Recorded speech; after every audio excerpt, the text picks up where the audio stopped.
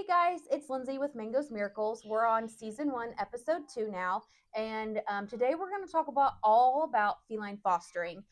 So we've got some special guests here. We've got a co-host. This is Monet, Hi. and then we've got two kittens here. We've got Cece, who is on my chest right now, and then we've got her brother Sebastian here, and he's just really cute. He's just hanging out. So Miss Cece here, if you can see, she does not have any eyes. So we'll just start by talking about their story to get us, introduced and everything. So she and her brother came to us. How old were they? Do you remember? Like 4 weeks? Maybe, yeah, right about 4 weeks. They weren't even a pound. They were little, teeny, tiny guys, and they were really, really sick. We weren't sure they were going to make it. Yeah. So they came to us. One of our vet clinics that we partner with, they called us and was like, "Hey, somebody just found these really sick kittens. Can you take them?" And so we're like, "Sure, we'll come and get them." And when Monet went and picked them up, and when she arrived, they said that Cece's very likely going to have both of her eyes removed because they were in such bad condition. So they were probably sick for a long time before anybody found them and brought them in. And so it was like what, maybe a month. Yeah. They grew. They had to get healthy first of all because they were really sick when they came in, just with a really bad, nasty upper respiratory infection. And so they had to get over that and grow too, because like I said, they weren't even a pound, so it was not safe for anesthesia. So once they grew, it was about a month. Um, Once they were definitely over a pound and not sick anymore, Cece went in to have both of her eyes removed because they were causing her troubles. And so the best thing to do, they were not salvageable. They were in such bad condition, was to take them both out for her quality of life and so that she could stay happy and healthy. And so she had both of her eyes removed. And you can see here that she does not have any eyes and she is very sweet. She's just sitting here purring while she's on my lap here. Giving face hugs. Yes, thank you for the face hugs. And so these are a pair that are going to have to be adopted together. And I'll let Monet kind of go over their personalities and why they need to be adopted together. Cece honestly has no idea that she's different from any other cat, but she depends on her brother's bell to give her clues to where she needs to go and where the litter box is. And yeah, as you can tell, they're both very sweet. And he kind of depends on her. He'll go back and look for her. If he doesn't see her in the room with us, he'll go look for her. But they're both very, very sweet. They both love to snuggle, very energetic. They want to go play and run and wrestle. And I don't know how she knows, but she knows when she is next to him and she'll just turn around and attack him. They have so much fun together. But as far as her eyes, she honestly has no idea that she's any different.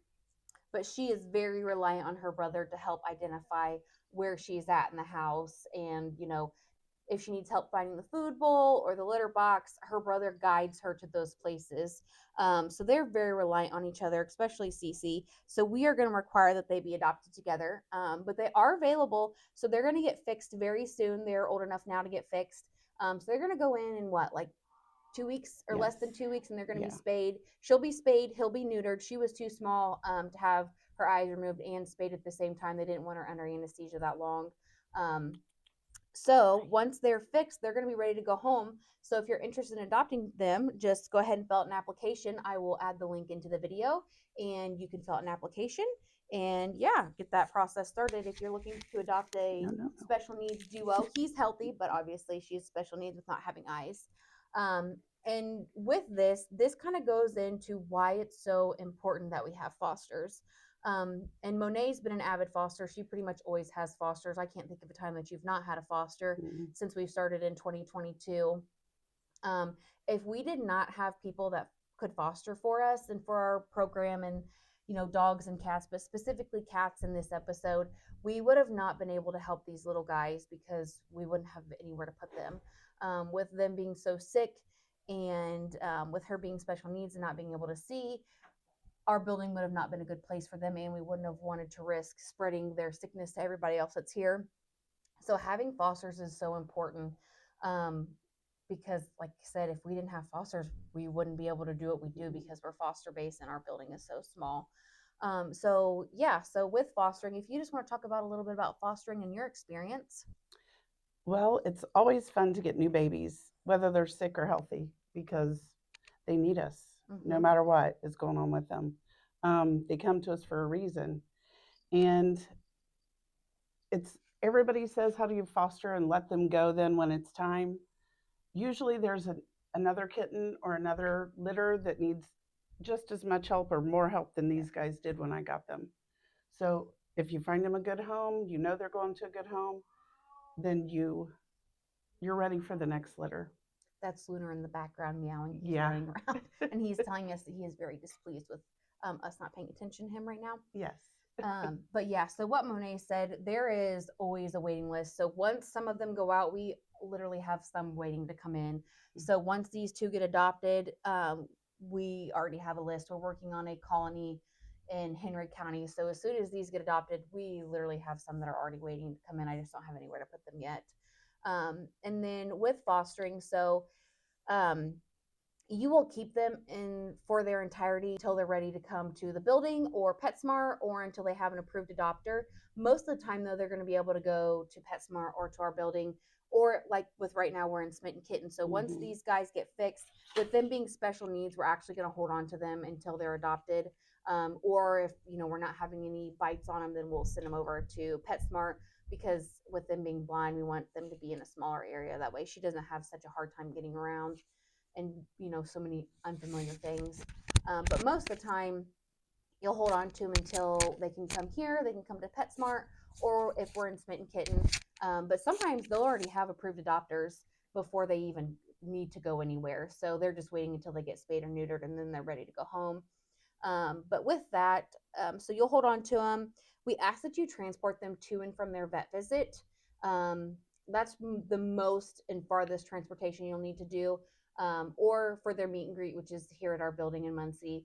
But otherwise, you shouldn't really have to transport them too much, usually just for their surgeries or to their meet and greets or down here to the building or PetSmart. Um, and then while they are in your care, they're, like I said, they're going to get spayed or neutered. They're going to get started on their vaccines. They're going to get a combo test to make sure they don't have feline leukemia or feline immunodeficiency virus, which is FIV. They're going to get started on their flea and tick prevention. They're going to get, what am I missing? Microchipped. They're going to get fully vetted in that aspect before they leave our care too. So that's why it's important that you transport to and from their vet visit and everything, or if they have to come to our building to get vaccine boosters and everything like that. And any medical needs addressed. Yep, any medical needs addressed. Sometimes with small kittens or cats that come from outside or unfamiliar places that we don't know their background or their history, they do break sometimes with upper respiratory infection. So we will treat them with basic antibiotics and eye medication, different things like that.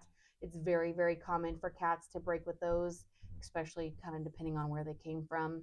Right. And you, as a foster, you just need to make sure you get their medications given to them appropriately, make sure that they have plenty of fluids, food available to them all the time, because they need to eat as much as they can when they're little. So, and then let's see what else goes with fostering. There's so much that goes with fostering, but it's also so rewarding. And then we ask that you send us pictures of them. That way we can get them on our pet finder. And because we do a ton of adoptions through pet finder, we also list them on our social media outlets, mainly Facebook. And then, oh, she's like, what are you guys doing and talking so much? So yeah, we ask that you send us really cute pictures and bios on them. That way we can get them uploaded to the social media outlets and pet finder, because the cuter the pictures and the better the bio, honestly, the faster they get adopted. So we ask for that information too. Let's see what else. There's other ways to get involved too beyond just fostering. If you ever want to become more involved in our program, we offer monthly meetings for our volunteers and our fosters. And that's where we talk about fundraising opportunities. We talk about other events that are coming up.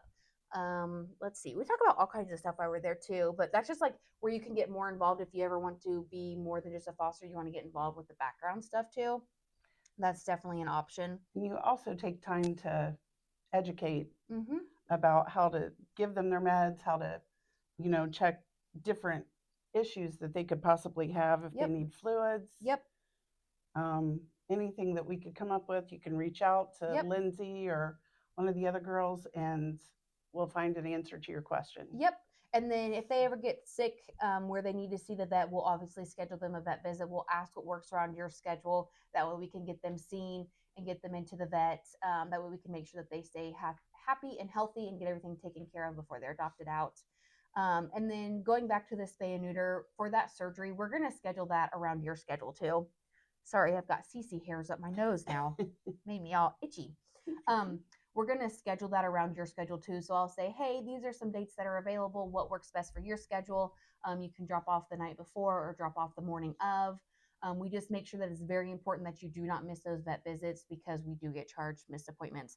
So it's like very, very crucial that you do not miss those appointments, or I'm going to freak out because we get charged those missed appointment fees. So again, very important that you show up to those appointments.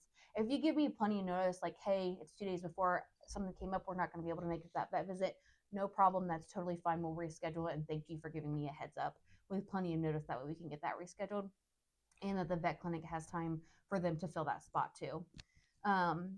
And then we have something called the Feline Fostering Group, and that's where you're going to see all kinds of information there. So that's where we're posting updated adoption events, who's able to go, when they're able to go, where you can post an updated picture and bios. That way we can upload those to the different outlets.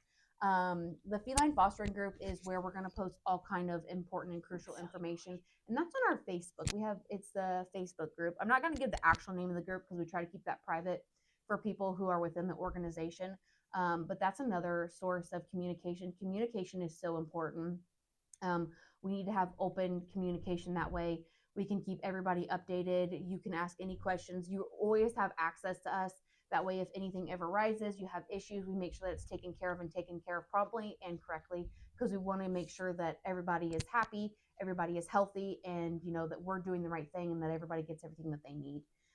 So we have lots of fosters, avid fosters that stay with us because we just try to make sure that that communication chain is open. So let's see, what else? What else about fostering? It's a lot of fun. Mm-hmm. And I mean, they depend on you to teach them how to play, how to interact with people. The more social you can make them, the easier the transition is for them. So the more people that handle them and come around to visit them, that always helps. Yep, socialization is super important, especially for kittens.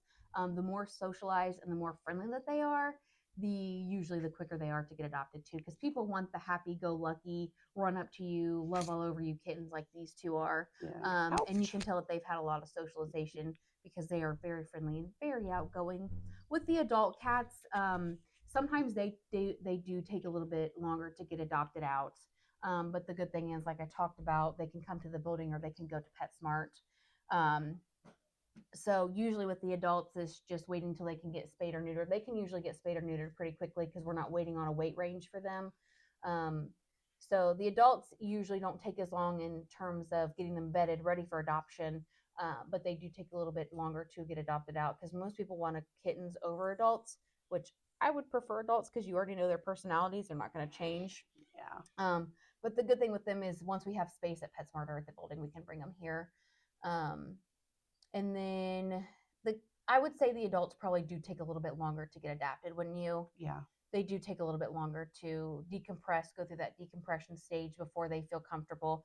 So it may take them a couple more weeks or even sometimes just a couple more days to where they feel comfortable before they're ready to. Yeah, I have one right now that she's decompressing. And yeah, she's very stressed. It's going to take her. It's going to take her a lot longer than it did some of the others. Even her sister decompressed rather quickly compared to her, and she's already down at Smitten Kitten. Yes. But poor Missy, she's really stressed out and she's really having a hard time going through the changes. But we'll just give her time. We'll give her time, let her do her thing. Mm-hmm. Once she comes out of her shell, then we'll get her ready for adoption. Yeah, she prefers my husband right now. So. Yeah. And there's some like that. You never know with their past and everything like that.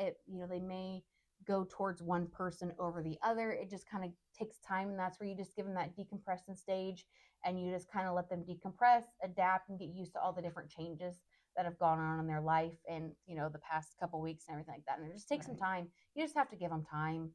Yeah, they usually come around. Yeah, so. Especially kittens, unless they're feral. The kittens and cats, they usually adapt pretty quickly. I think the only feral kittens that I've had out of all of them, I've only had one that didn't adapt and come around, and he's became a forever cat at my Yeah. house. Yep. So he stayed with us, and Yeah. he's doing great. Yep. So So I'll just break it down in steps of how things work. So if you want to join our program, what you're going to do is first you're going to fill out an application. Then our group is going to go through the application process in terms of calling on your vet reference. And then once that's approved, we will put you through foster orientation where you'll go through with myself or Bailey or somebody else, and that's just going to walk you through our steps like that and go over all of the basic information and answer any questions that you have. And if we have any questions, we will go over those with you at the time of orientation too. And then once we get through orientation, we're going to add you into the group chat and we're going to add you onto the feline fostering group. And with that, then you'll be added in and everything like that. And then you can go through the steps of when you're ready to foster. So we upload pictures and videos. Sorry, we're having issues with our light, and Cece is knocking it out of my hand. Sorry. do you want me to take her? No, it's okay. Okay. Well, when she sits down, okay, technical errors here with due to the kitten. Um, so once we get you added onto that foster group, you can let us know who and when you're ready to foster. So we'll post, say we'll post a litter of kittens and say, hey, we have such and such. We can't take them in until we have a foster, and you could comment on there or text one of us and say, hey, I can take those kittens. And we'll say great, and then we'll arrange a time for the kittens to get dropped off at our building and for you to pick them up at our building. And before you pick any animal up, we are going to, as long as they're healthy, we're going to vaccinate them, deworm them, and flea treat them before they go home. If they are sick, we will deworm and flea treat, and then we'll send you with medications at the time of pickup, and we'll give you the dosing and everything like that. Usually, it's just like your basic antibiotics for upper respiratory infections. So we'll go ahead and send all of that with you at that time, and then we'll just keep in touch with you. You can keep us updated on how things are going with them. Send us pictures, updates. Let us know if they're not getting any better. We'll get them into the vet, get them combo tested and everything like that, because we do get a lot of upper respiratory infection kittens. And then once they're happy and healthy and socialized, then we'll get them into their vet visit, get them spayed or neutered, combo tested, microchipped, all the good things, and then they will be ready to go to our adoption floor. And then, yeah, I would say that's pretty much the basic, like just basic process of what you're looking at. Yeah. And there may be other things that pop up in between and things like that. We just address those as they pop up. But that's pretty much our basic aspect of fostering. We do ask that you have a spare bedroom, bathroom, somewhere that your cats or dogs cannot get to them while they're going through the decompression stage, and just to make sure that they don't break with any illness, because we wouldn't want your pets to get sick. So it's important that you do give them their own space while they're adapting. For like example, Monet uses her spare bedroom, and then we have like Angela. She's our co-host. She's not here with us today, but she has a couple spare bedrooms that she uses for her foster kittens. That way, if they do break with illness, none of your animals are at risk. And they've not been combo tested yet. So you want to make sure that if they were to have feline leukemia, which is easily transmitted, that they're not, that they didn't have access to your pet, so that there's no worry on that. Right. So it's very important you keep them separate until they've had a clean bill of health from the vet with their combo tests. That way they're not spreading anything to your pets. And you never want them to share litter boxes or food bowls, again, because they've not had a combo test until they're big enough to get spayed or neutered yet. And again, if they were to break with any illness, you want to make sure that your whole entire house doesn't break with upper respiratory infection. So it's important that you keep them separate until, usually I would say 10 to 14 days. I usually do 2 weeks. Yeah, then they can run around a little bit and socialize and everything like that, but you want to make sure they're not using your cat's food bowls or litter boxes, again, because they've not had any of that testing done. Actually, I usually wait a week after antibiotics is finished. Yep, if they were to break with upper respiratory infection, finish the meds out, and then they can kind of run around again. Right. Yep. That way, again, you don't want to make sure, it's very important that your animals don't break with it too. So, right. And if you ever need breaks, we have several people that take breaks, especially when kitten season's over. You can absolutely take a break and just let us know when you're ready again. Again, we'll just post pictures on that foster group, and people are like, "Hey, I can take them again," and we're like, "Cool, great, let's arrange everything." We always appreciate every single one of our fosters. We know that opening up and your home to an animal that's not yours can be a lot, and so we are appreciative of anything and anything that you do for our animals, because we understand that that can be a lot, and we are just beyond appreciative, because we could not do what we do without having fosters. No, they are the backbones to our organization. Oh, sorry, Cece's hitting the light again. She's sitting here playing on my lap. Um, but yeah, we have some people that just foster while people are on vacation too, which works out fantastic. So yeah, it is. We really would love to grow and get more fosters. So if you're interested in joining our program, again, I'll drop the link to the application to fill out for feline fostering. And there, we'll go through the process. We'll get you added in. And then if you ever have questions, comments, concerns, there are tons of other fosters that would love to help you too. Get you added in, Yeah. answer any questions, and we would love to have you part of our group. Yes. Okay. Well, thank you guys. Have a great week.